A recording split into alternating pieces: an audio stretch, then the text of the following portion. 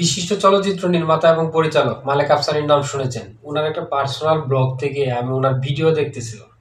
উনি বলল ৯০ দশকের যে সিনেমাগুলো ছিল মুনমুন বা ময়ূরীর, পপি, নাসরিন, এগুলো যে সিনেমাগুলোতে অশ্লীলতা কিভাবে সমাজে ছড়িয়ে পড়তো।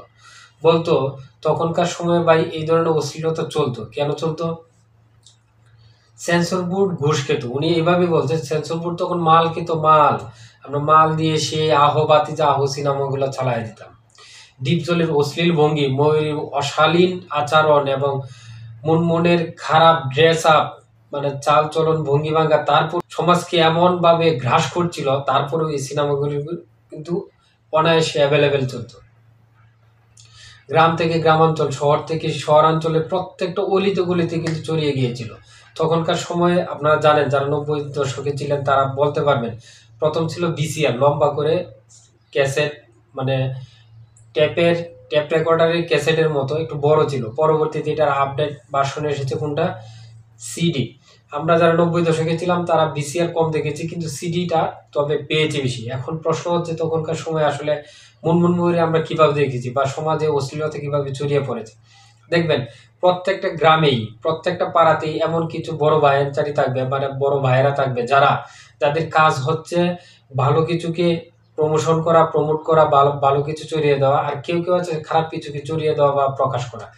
প্রতিটা গ্রামেই কোনো খারাপ বায়ানচারী থাকবেই বা কোনো ভালো বায়ানচারী থাকবে। আমি খারাপ ভালো বলতেছি না, আমি বলতেছি যে এই সিনেমাগুলো আমাদের উপর কিভাবে প্রভাব ফেলতো বা কিভাবে আমরা এটা হাতে পেতাম। দেখেন প্রত্যেকটা সময়ে যুগের পর যুগ কোনো না কোনো বিষয় টপিক ভাইরাল হতো। সমাজের সবচেয়ে বেশি সমালোচিত আলোচিত টপিকগুলো ভাইরাল হতো। এখনকার সময়ে ফেসবুক, ইউটিউব বা গুগল থাকার কারণে হয়তো বা আমরা সহজেই কোনো একটা ব্যাপার ভাইরাল হলে এটা সহজে দেখতে পারি, জানতে পারি, বুঝতে পারি। কিন্তু তখনকার সময় কিন্তু ক্যাসেট বের হতো বা বই বের হতো।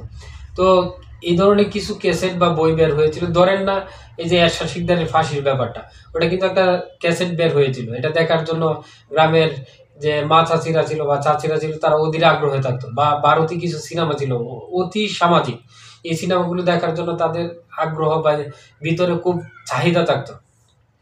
বা ধরেন না যে ২৬ ইঞ্চি বক্তা, মানে ২৬ ইঞ্চি সাইজ একজন বক্তা ওয়াজ করতেছে, মা বোনেরা তো কত বেশি।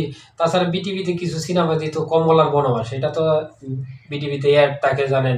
বিভিন্ন জটিলতার কারণে সবসময় দেখা হয়ে উঠতো না, বা হয়তো ব্যাটারি চার্জ শেষ হয়ে যেত, ইত্যাদি ইত্যাদি কারণে দেখা হয়ে যেত না। কিন্তু এগুলা তাদেরকে দেখানোর জন্য সমাজে কিছু বড় ভাই আছে, তারা উদ্যোগ নিত। তারা কি ধরে এক ধরনের লিজ নিত। কেমন লিজ? পাড়ার অন্যান্য ছোট ছোট ছেলেদেরকে সাথে করে নিয়ে বা মেয়েদেরকে সাথে নিয়ে প্রত্যেকটা ঘর থেকে মুষ্টি চাল বা চাল তুলতো। এটা বিক্রির মাধ্যমে তারা যে বিষয়টা ছড়াই দিত, এটা হচ্ছে কি যে ২৬ ইঞ্চি বক্তা আনবে বা এরশাদ শিকদারের ফাঁসির যে ঘটনা এইটা আনবে, এই জন্য চাল তুলতো প্রত্যেকের ঘরে ঘরে। আর বাঙালি জাতি তো আবেগ প্রবণ জাতি, সবে সবার সাধ্য মতো টাকা দিত বা চাল দিত। ইনফ্যাক্ট আমি নিজেও ছিলাম আসলে আমার টাকার একটা উপস্থিত থাকার একটা বড় কারণও ছিল। কারণটা হচ্ছে কি, একটা ফ্যামিলি ব্যাকগ্রাউন্ডের একটা ব্যাপার। যেমন ধরেন না, আমি একটা very conservative about Muslim cultural একটা ফ্যামিলির একটা সন্তান। আমি আসলে শিক্ষক বংশের ছেলে, এবং যখন আমি থাকতাম বা তাদের সাথে, তখন প্রত্যেকে মনে করতো যে হ্যাঁ কাজটা তার দ্বারা ভালো হবে, অথবা আমি একটু বেশি কাজ করতাম বা আমি একটু বেশি এক্সপার্ট ছিলাম সামাজিক যে কোনো কাজকর্মের জন্য। তখন আমাকেও সাথে রাখা হতো, আমিও চাল তুলতাম বা আমি নিজেও আমার ঘর থেকে চুরি করে চাল দিয়েছি। এটা আসলে বলতে দ্বিধাবোধ লাগলেও বলতে বাধ্য হয়েছি। পরে এক পর্যায়ে তারা সিডি আনতো, রাত্রে সিডি ছাড়ার পরে ধরেন কমলার বনবাস একটা সিনেমা দেখাইলো। আর একটা মাঝখানে কথা বলে থাকি, আমার ফ্যামিলিতে ৪ ভাই বোন, এক বোন কোনোদিন সিনেমা দেখার সুযোগ পায় না বা সাহস।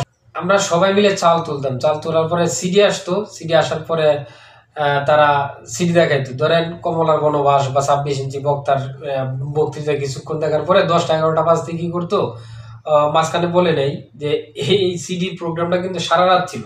ঠিক আছে? এখন প্রশ্ন হচ্ছে আমি কিভাবে ঘর থেকে বের হইতাম? ঘর থেকে বের হইতাম হইলো আমি আমার চাচাতো ভাইয়ের সাথেই প্রায় সময় থাকতাম, ওর সাথে রুমে। তো এটা বলেই বের হইতাম। তো সিডি দেখতেছি, দেখার পরে হঠাৎ করে টিভি বন্ধ হয়ে গেল, কাঁপাকাঁপি শুরু হয়ে গেল, চাপাচাপি শুরু হয়ে গেল, টিভি কি হয়েছে, নষ্ট হয়ে গেছে, ব্যাটারি শেষ, ইত্যাদি ইত্যাদি।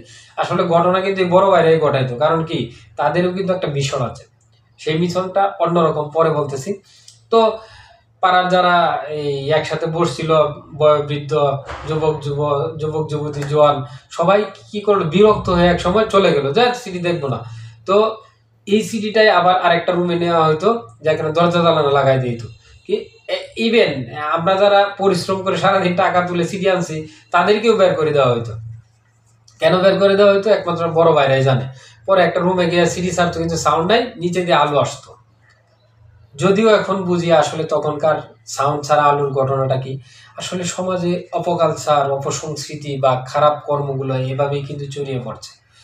প্রত্যেকটা গ্রামে, প্রত্যেকটা পাড়াতে, প্রত্যেকটা মহল্লায় এমন কিছু ভাই থাকবে যাদের রুচি এত নিকৃষ্ট, এত জঘন্য, যারা তাদের উদ্দেশ্য হাসিল করার জন্য, যারা তাদের মনোরঞ্জনের জন্য, যারা তাদের আত্মতৃপ্তির জন্য যে কোনো ধরনের কাজ করতে সংকোচ বোধ করে না, লজ্জা বোধ করে না, সমাজের অপসংস্কৃতি ঢুকে যাচ্ছে এই চিন্তাটাও একবার করে না। আমরা চাই প্রত্যেকটা পরিবার, প্রত্যেকটা পরিবর্তনের কাছে, প্রত্যেকটা পাড়া মহল্লায় এমন কিছু ভাই জন্ম হোক, যাদের সংস্কৃতি, কালচার বা উদ্দীপনা, উৎসাহ, ছোটদের জন্য বড়দের ভালোবাসা, দৌরাত্ম্য বা ভালোবাসার প্রতিস্থাপন পদ্ধতি এমনভাবে সুন্দরভাবে প্রকাশিত বা বিকশিত হোক, যেন তা সমাজে এবং রাষ্ট্রের কাছে একটা উদাহরণ হয়ে থাকে। কোনোভাবেই চাচ্ছি না সমাজে আর এইরকম বড় ভাই তৈরি হোক, যাদের হাত ধরে বা যাদের চিন্তাধারার মাধ্যমে ছোটদের ক্ষতি হয়ে যাচ্ছে বা ছোটদের ক্ষতি হবে। আমরা চাই সমাজ সুন্দর হোক, রাষ্ট্র তার আদর্শ, নিয়ম কানুন এবং শৃঙ্খল পরে সুন্দরভাবে পরিচালিত হোক তার আইন কানুন এবং নিয়ম নীতি। ধন্যবাদ সবাইকে। আসসালামু আলাইকুম।